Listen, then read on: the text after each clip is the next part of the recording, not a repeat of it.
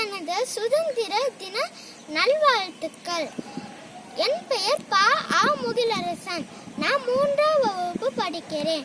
நான் இன்று உங்கள் முன்னிலையில் எனக்கு பிடித்த மறக்கப்பட்ட இந்திய விடுதலை போராட்ட வீரமங்கை மற்றும் சிவகங்கை சீமையின் அரசி வேலுநாச்சியார் அவர்களை பற்றி பேசப் போகிறேன். ராணி வேலுநாச்சியார் என்ற பெயரை கேட்டாலே அவரது வீரம், ஆங்கிலேய எதிர்த்து அவர் நடத்திய போர்களும் தான் நினைவுக்கு வரும். அதனால்தான் அவரை வீரமங்கை வேலுநாச்சியார் என்று அழைக்கிறோம்.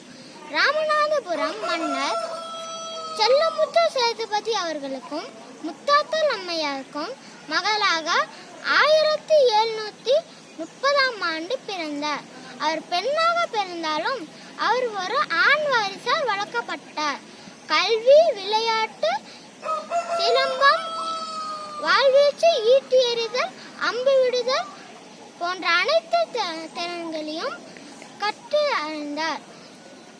தமிழ், தெலுங்கு, மலையாளம், ஆங்கிலம், கன்னடம், பிரெஞ்சு, ஆங்கிலம் போன்ற அனைத்து மொழிகளையும் கற்று தேர்ந்தார். சிவகங்கை சீமையின் மன்னர் முத்துவடுகநாதரை தனது 16வது வயதில் மணந்து பட்டத்து ராணியானார். காளையார் கோவிலில் நடைபெற்ற போரில் முத்துவடுகநாதர் ஆங்கிலேயரால் நயவஞ்சகமாக கொல்லப்பட்டார். வேலுநாச்சியார் ஆங்கிலேயரை வென்று சிவகங்கை மீட்க உறுதி பூண்டார். 7 ஆண்டு காலம் திண்டுக்கல் கோட்டை, விருப்பாச்சி கோட்டை, ஐயம்பாளையம் என இடம் மாறி மாறி முகாமிட்டு ஆங்கிலேயரை அடித்து விரட்ட தக்க தருணம் பார்த்து கொண்டிருந்தார்.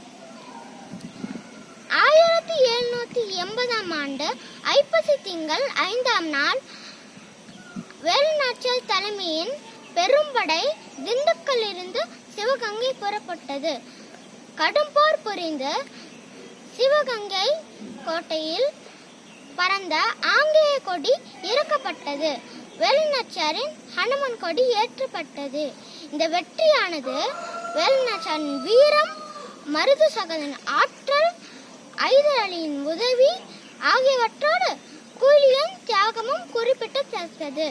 வேலுநாச்சியாரின் சுதந்திர போராட்ட தியாகங்களை கௌரவிக்கும் பொருட்டு இந்திய அரசு 2008ஆம் ஆண்டு தபால் தலை ஒன்றை வெளியிட்டது.